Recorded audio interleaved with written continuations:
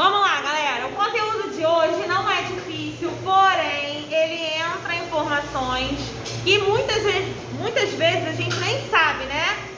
Sobre o nosso corpo humano. Então, eu comecei falando sobre os órgãos dos sentidos. Isso eu sei que vocês sabem, tá? Mas faz parte do nosso conteúdo, então eu tenho que colocar. Então, vocês sabem que o nosso corpo, né? Nós temos 5 órgãos dos sentidos. E sempre eu tenho questões com erro em relação a isso. Vou explicar por quê. Mesmo sendo conteúdo que vocês já sabem quais são os órgãos do sentido, muitas vezes vocês confundem isso aqui, ó. Esse é o órgão, esse é o sentido. Então, se eu pergunto quais são os órgãos, você tem que escrever pele, língua, nariz, olhos e orelhas. Qual é o sentido? Aí sim, tato, paladar, olfato, visão e audição. Nós não fizemos atividade ainda, mas eu tenho certeza que muita gente só no pensamento já tinha errado isso daqui. Por que acontece, tá? Às vezes acontece até com adultos. Você pergunta sobre os órgãos do sentido e a pessoa fala, tato, paladar, olfato. Gente, isso é normal, tá? Então foi por isso que eu separei para vocês entenderem. Primeiro são os sentidos, depois os órgãos e depois a característica de cada um. O tato, tá? O órgão responsável pelo tato é a pele. Ou seja, a gente aprende na educação infantil às vezes, né? Tem um monte de desenho. Qual é o tato? Aí tem sempre uma mãozinha, não é isso? Tem sempre a mãozinha. Por que é mãozinha? Porque as pessoas vêm a entender que para as crianças menores é mais fácil ela entender que o tato é quando você toca na cola, por exemplo, para saber que a embalagem dela é lisa ou áspera aqui na frente.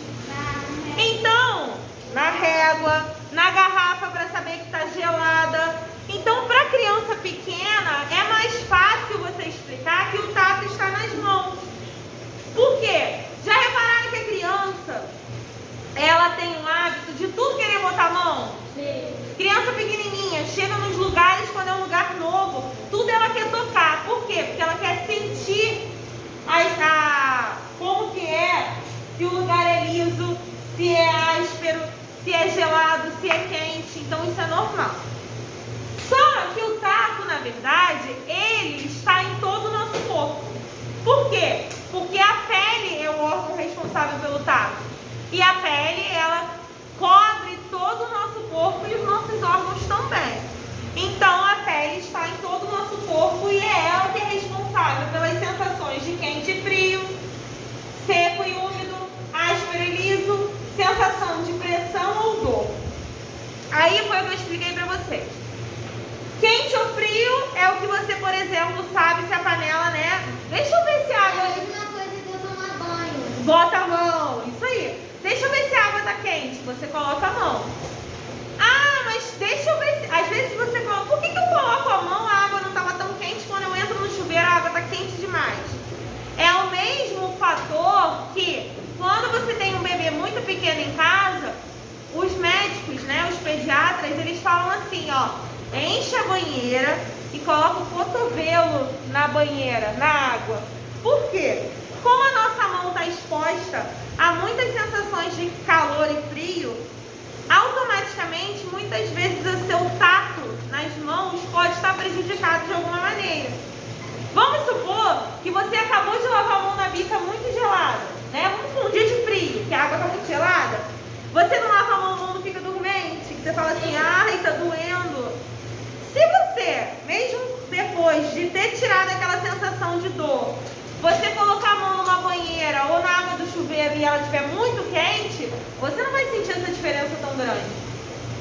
Então, para a sua mão não está tão quente. Mas para o seu cotovelo, que não tem essa... Como é que eu posso explicar? Não está sempre direto com água, com calor, com frio. É melhor para você verificar essa temperatura. Então, você coloca o cotovelo na água e aí sim, ali vai te dar a temperatura exata que está a água ali, tá? Quer fazer um teste? Coloca a mão lá no chuveiro, né? Liga o chuveiro quando chegar em casa para tomar banho, coloca a mão. Fica um tempinho para você perceber a temperatura. Depois, coloca só o cotovelo assim na água do chuveiro, para você ver como que dá a diferença, tá? Na temperatura. Coloca no morno, coloca a mão, vê qual é a temperatura que você acha que tá e depois coloca o cotovelo. Vai dar a diferença. Então é por isso que os pediatras sempre falam, quando for colocar a água na banheira, coloque o cotovelo para verificar se está numa temperatura legal para o bebê. Temos também o paladar, que o órgão responsável é a língua. A gente vai estudar dentro do paladar que a língua ela tem várias partes, né? A língua inteira na boca. Mas ela tem a parte que é do doce, do salgado, do ácido e do amargo. Ácido é azedo, é quando você chupa aquela bala, que eu esqueci o nome agora, um chiclete que tem aí. E quando você... Isso, que quando você morde, você chega a fazer assim, ui! Ou então, quando você pega aquele feeling que tem aquele açúcar ácido e você sente aquela... Ai, é muito azedo. Então, é a parte da sua língua responsável por essa sensação. Ah, professora, então quer dizer que se eu colocar, por exemplo, algo ácido na parte doce, eu não vou sentir? Vai. Só que como tem a parte responsável por você perceber a acidez, vai ser nela que você vai sentir o sabor mais intenso. Tá? Olfato. Órgão responsável é o nariz. É a percepção dos cheiros. Quando a gente fica gripado, automaticamente a primeira coisa que acontece é você perder o olfato, né? Você não consegue sentir o cheiro e automaticamente não consegue sentir também o gosto das coisas. A gente vai estudar mais pra frente isso, tá? Mas o que que acontece? Normalmente quando você mexe com o olfato, você mexe com o paladar. Como assim? Se eu, por exemplo, tiver a percepção do cheiro de algo que está ruim, guarda por favor, de algo que está ruim, esse cheiro está ruim, automaticamente o seu cérebro faz com que o seu paladar funcione ao mesmo tempo. Vou dar um exemplo. Dentro da nossa boca, vocês vão aprender que nós temos as... esqueci agora o nome. Glândulas salivares. E quando você, por exemplo, vai mastigar alguma coisa, elas entram em funcionamento. Quando a gente estudar todos os órgãos, né, o sistema respiratório, você vai perceber que tem uma ligação do nariz que vai lá para a garganta. Eu acho que eu já dei esse exemplo aqui. Quando você usa aquele remédio de nariz, você usou o soro, qualquer remédio, mas eu estou dando um exemplo do soro. Você percebe que o soro foi lá na garganta. Dá pra sentir o gosto. Por quê? Porque é tudo interligado. É como se fosse um tubo, um canal que desce lá na garganta. Mas isso a gente vai deixar mais pra frente. Vou deixar vocês na curiosidade. Visão. O órgão responsável são os olhos e é por ele que você enxerga as formas, cores, consegue assistir TV, né? Audição. Órgão, orelhas. Percepção do som. Tá? Existem alguns casos em que a pessoa, por exemplo, perde a audição ao longo da vida, né? Ou já nasce com problemas auditivos. E para alguns casos, existem aparelhos que eles fazem, que eles aumentam a frequência do som e a pessoa consegue ouvir novamente a partir daquele aparelhinho, tá? Para quem nasce, né, surdo, eles têm estudos. Existem aparelhos diferentes para tentar fazer com que a pessoa comece a ouvir. Mas para aquelas pessoas que são idosos, que perderam a audição por algum motivo, né? Eles automaticamente, com aquele aparelhinho que coloca lá dentro do ouvido, como se fosse um fonezinho, eles conseguem voltar a ouvir, tá? Vamos lá. Vamos lá. Agora a gente vai falar sobre as partes do corpo humano. Comecei falando sobre a cabeça. A cabeça é onde se localizam o encéfalo, a boca e quase todos os órgãos dos sentidos. Como eu falei para vocês, No nosso rosto é onde tem a maior parte dos órgãos do sentido. São os olhos, o nariz, o ouvido, a boca. E a pele recobre todo o corpo. Então a gente não pode dizer que é exclusivo do rosto. Mas o único local onde você encontra a maior parte dos órgãos dos sentidos é na cabeça. Eu quero que vocês gravem bastante essa palavra aqui, encéfalo, porque você vai parar de dizer que o que tem dentro da sua cabeça é cérebro. E entender que dentro da sua cabeça encontra-se o encéfalo, que é dividido em partes, e uma dessas partes é o cérebro. Ok? Então gravem essa palavra, porque eu peço muito em prova ela. Tá? Quando a gente for estudar o sistema nervoso, aí vocês vão entender essa divisão. Mas encéfalo é o que você tem dentro da cabeça. Encéfalo. Crânio. Crânio é esse osso da cabeça que protege o quê? O encéfalo, tá? Então o nosso crânio, ele é tão duro que quando a gente tem que fazer uma cirurgia, por exemplo, que eu espero, né, que ninguém precise, mas quando se tem que fazer uma cirurgia, na hora de abrir, gente, eles usam umas ferramentas que parece até que você está cortando alguma coisa com a serra elétrica.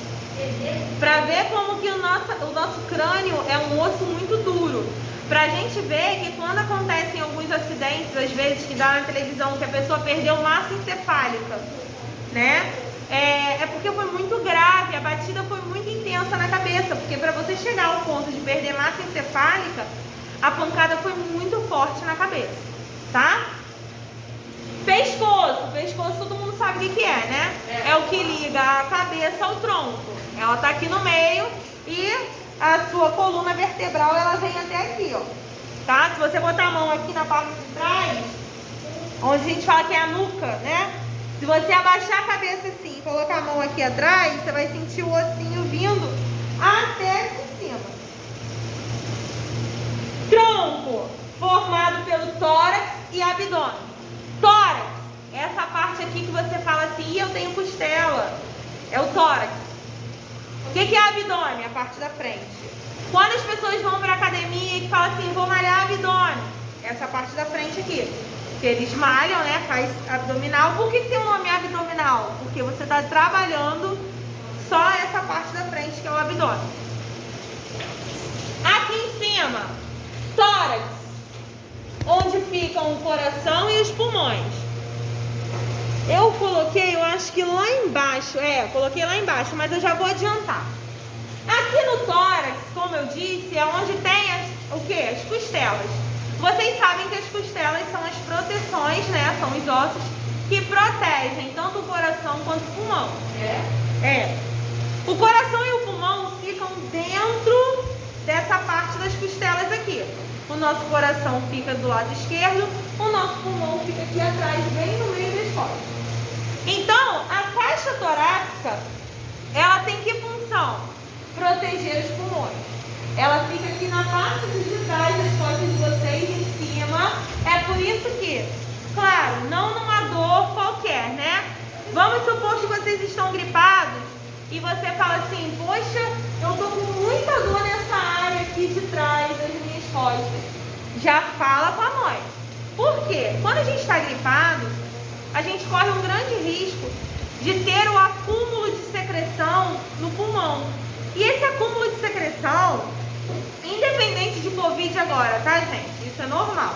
O acúmulo de secreção no pulmão pode causar uma pneumonia, uma bronquite, que são doenças sérias, porque são doenças que fazem parte do sistema respiratório e que precisam ser tratadas com antibiótico e com remédios adequados, tá? Então, essa asma também.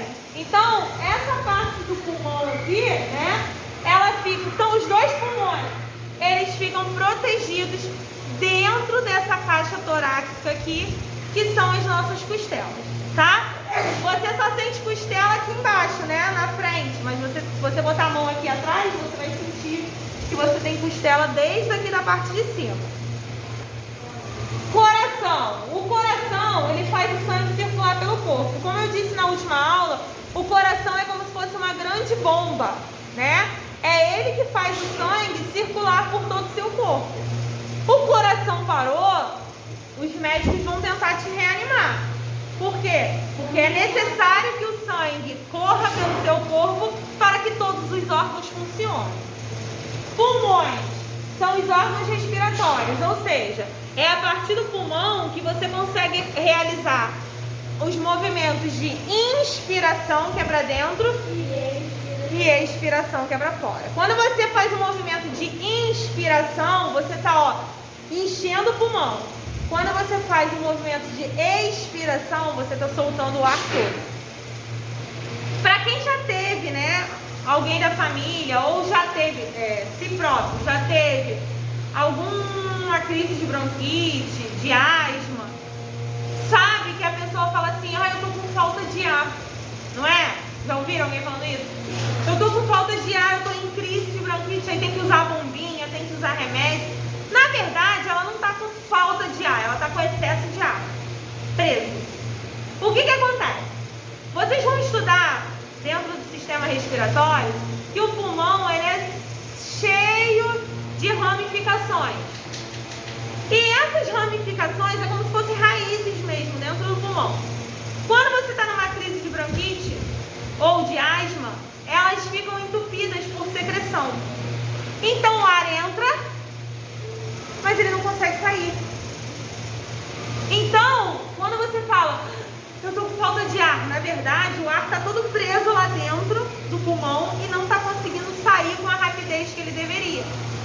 Então essa sensação de falta de ar, na verdade, cientificamente, é excesso de ar nos pulmões que não conseguem sair devido a estarem presos por causa da secreção. É a mesma falta de ar de quando você corre? Não.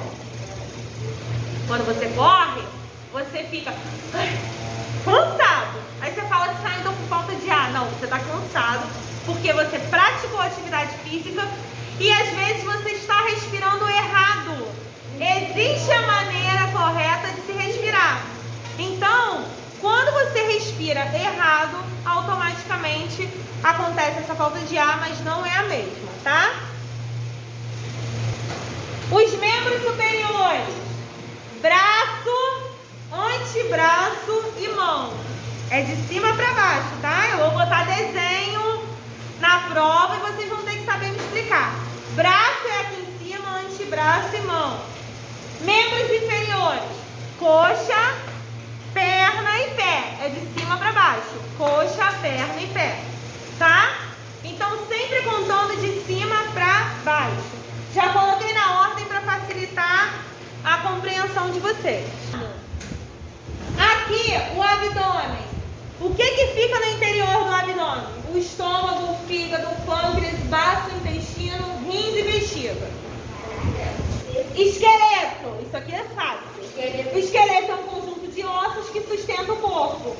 Tem como eixo central a coluna vertebral, a nossa coluna, né? Se você danificar alguma parte da sua coluna, você pode ficar sem andar, tá? Caixa torácica, eu já falei, né? Que protege os pulmões. Músculos. Conjunto de ossos. Não, junto com os ossos, são responsáveis pelo movimento do corpo. Gente, se a gente não tivesse o esqueleto, a gente ia parecer... Vocês sabem o que é massa-areia, não sabe? Não sabe o que é massa-areia, não? Imagina a areia da praia. Se a gente não tivesse o esqueleto no interior do nosso corpo, só tivesse músculo, a gente ia parecer a areia da praia. Você pega, quando solta, faz assim, ó. Por quê? O que mantém a gente firme em pé nos movimentos são os ossos.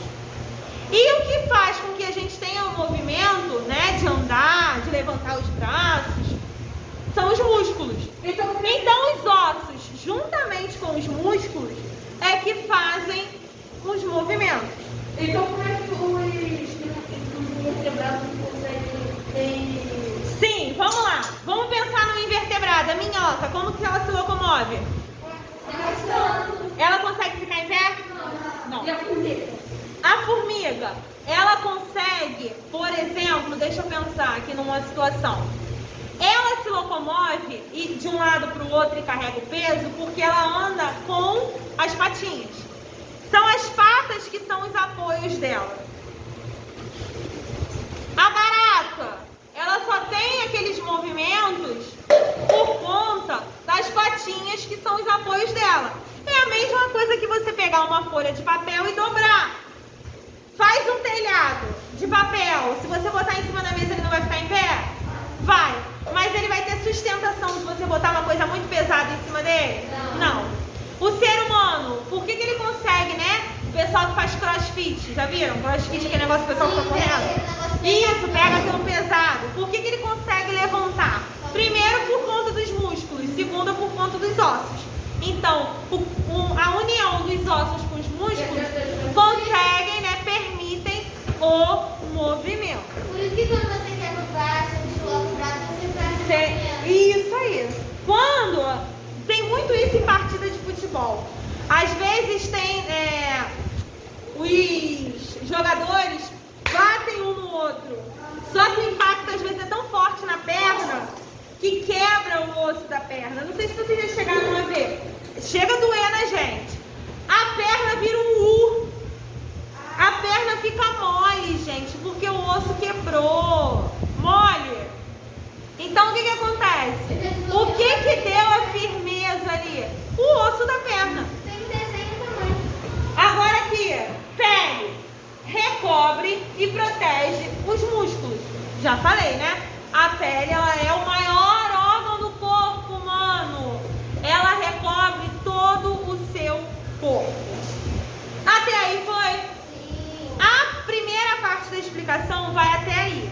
Eu vou passar o restante, vou dar tempo para vocês copiarem e aí sim eu venho com a segunda parte da explicação, tá bom?